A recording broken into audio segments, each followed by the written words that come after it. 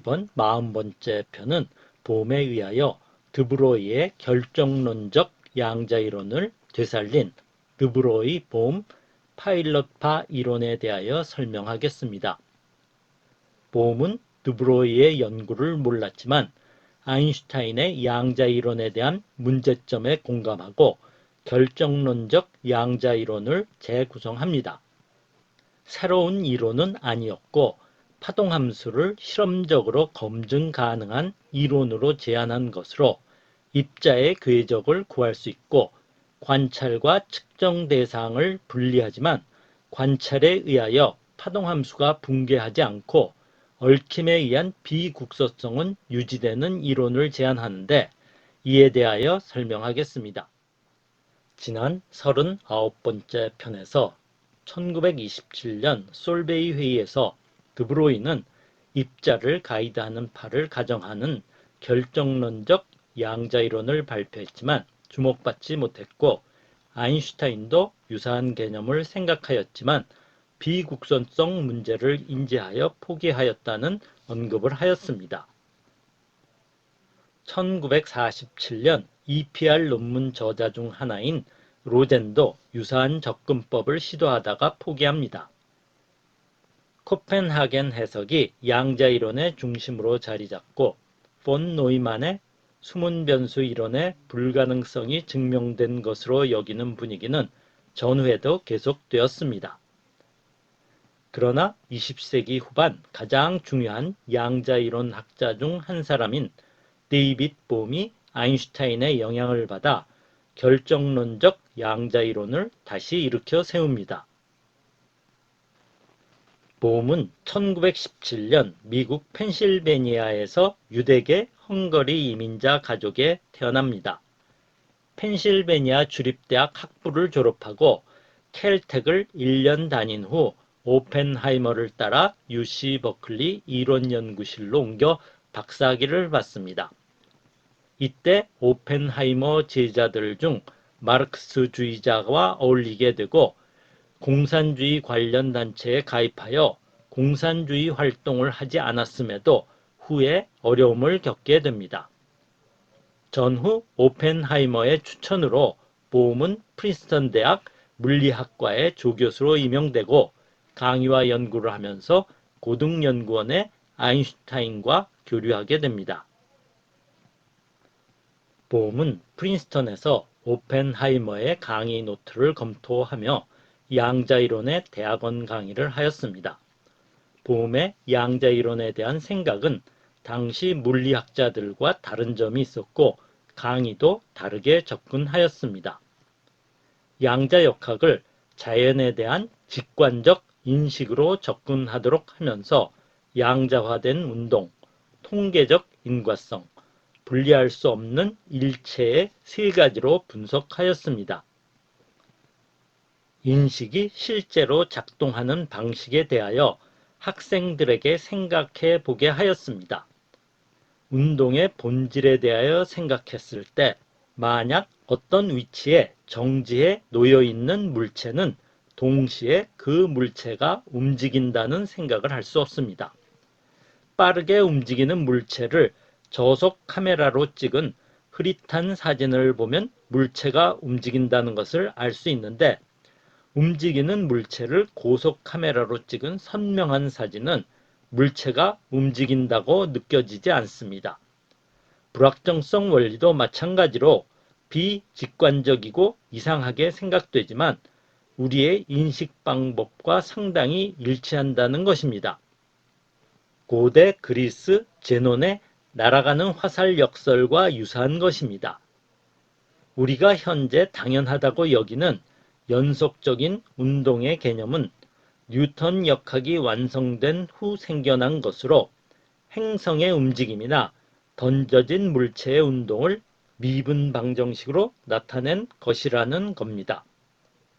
그런데 고전 역학의 인과성에 대한 연속적인 궤적은 양자이론에서 덜 정교한 방향으로 후퇴하여 일상적 경험에 더 다가갔다는 것입니다. 일상적인 경험에서 원인과 결과 사이의 관계를 정확하게 파악하지 못하지만 어떤 원인이 있으면 대체로 어떤 결과가 생기는 정도를 알 수 있다는 것입니다. 그리고 양자 이론은 고전 이론에 비하여 덜 수학적으로 이 세상이 고전 역학처럼 확정적인 수학적 계획에 따라 만들어졌다고 가정하지 않는다는 것입니다.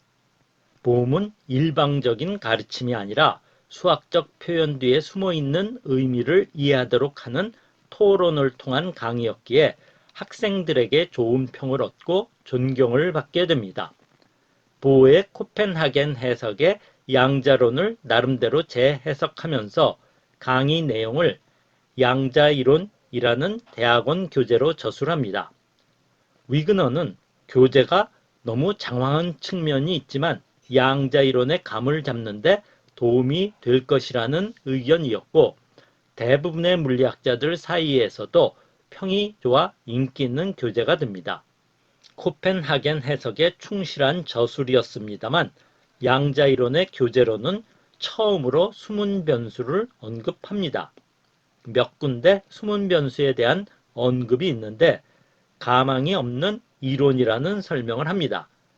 이것은 15년 이상 익힌 EPR 논문을 상기시키는 것입니다. 그뿐 아니라 EPR의 사고 실험을 위치와 운동량의 두 변수 대신 하나의 변수인 스핀으로 재구성합니다. EPR 사고 실험은 말 그대로 사고 실험으로 실제로 실험을 할 수 없습니다. 보험은 실현 가능한 사고 실험으로 제안한 것입니다. 두 개의 원자로 이루어진 전자의 총 스핀이 0인 분자를 가정합니다. 예를 들면 바닥 상태의 스핀 쌍을 이룬 수소 분자입니다. 그리고 동일한 원자 두 개로 분리되어 서로 반대 방향으로 이동합니다.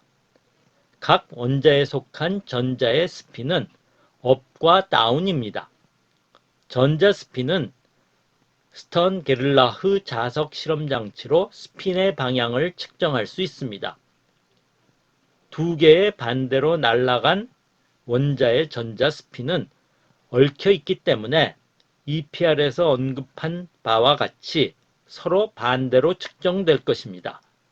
공간상 어느 방향으로 스핀을 측정해도 서로 반대로 측정됩니다.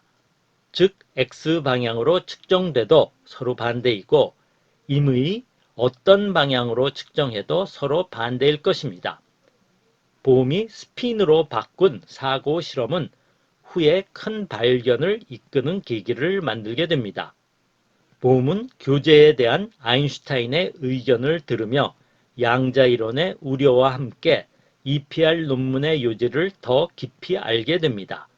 그리고 양자이론의 연구 방향을 결정론적 세계관에 접목시키기 위한 연구로 정하게 됩니다.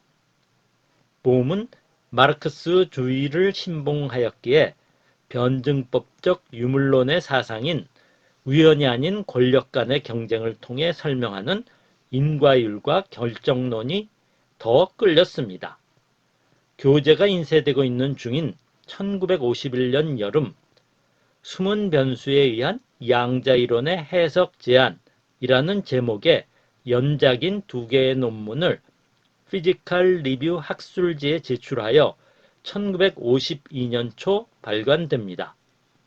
논문에서 파일럿파 이론이라고 부르는 숨은 변수에 의한 결정론적 양자이론을 제안하는데, 슈레딩거가 입자의 운동을 파동으로 나타내려 했다면 보험은 파동 형태를 입자의 운동으로 나타낸 것이라고 할 수 있습니다.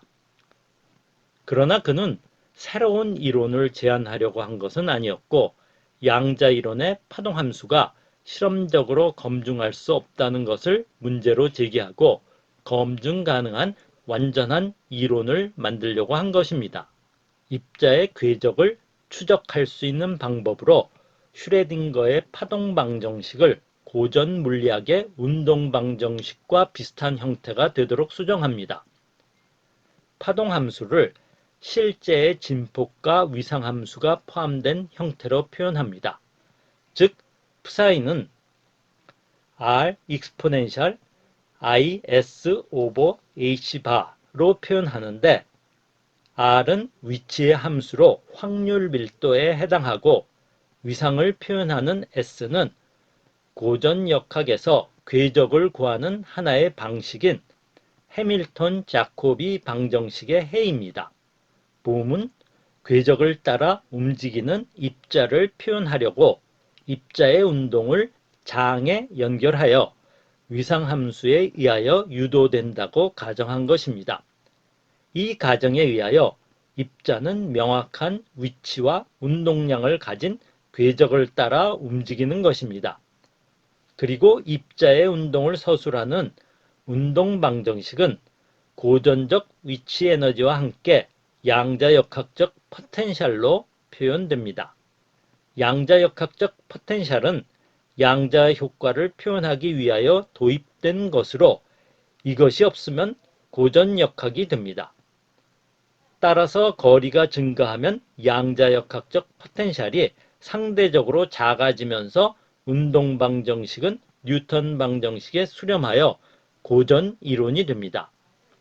그런데 이 포텐셜은 양자적 특징이 있어 거리가 멀어져도 감소하지 않고 고전적 포텐셜이 0이 되어도 양자역학적 포텐셜이 작동하여 고전역학의 운동법칙이 성립하지 않고 얽힘과 같은 비국소적 양자적 효과를 보이게 됩니다.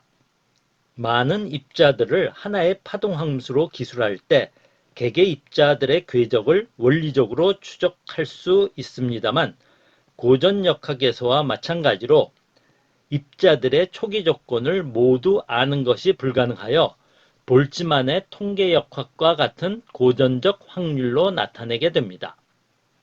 봄의 이론에서 나오게 되는 확률은 이러한 고전적 확률로 파동함수의 진폭과 관련이 됩니다. 보험 이론의 파동함수는 코펜하겐 해석에서 확률을 나타내는 추상적 함수가 아니라 양자역학적 포텐셜을 결정하는 실질적 함수이고 이것이 보험의 수문변수 이론입니다.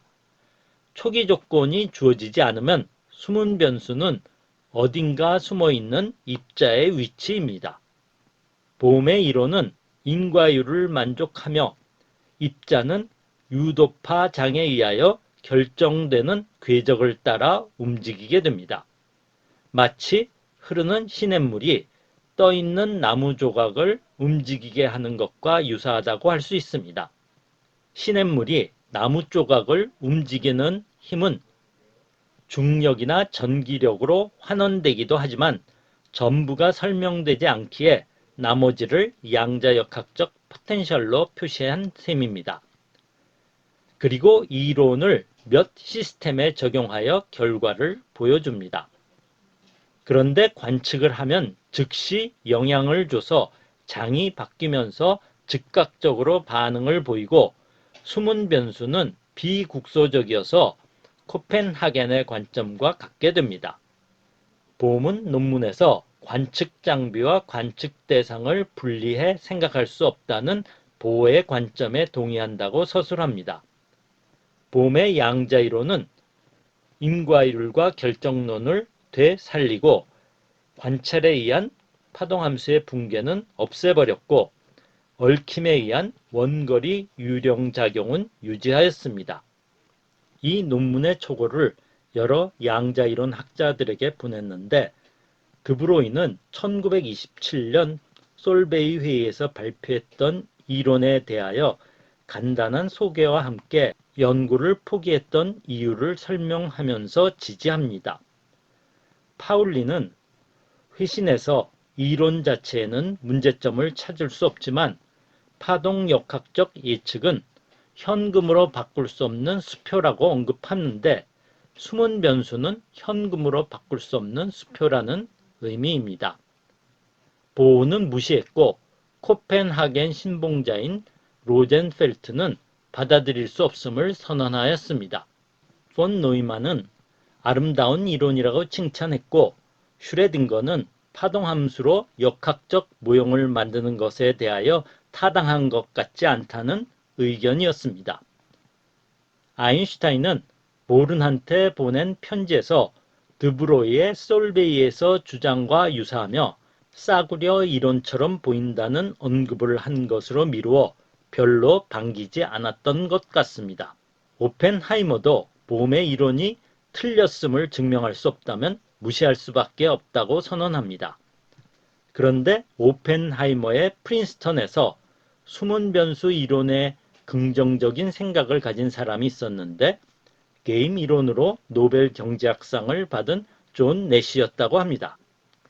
기록이 별로 남아있지는 않지만 내시는 폰 노이만 책을 공부하였고 하이젠베르크의 양자 이론은 관찰 가능한 양에 제한된 것으로 관찰 불가능한 실제에 관하여 더 만족할 만한 이론을 찾아야 한다는 생각을 하였고 실제로 연구하였다고 합니다.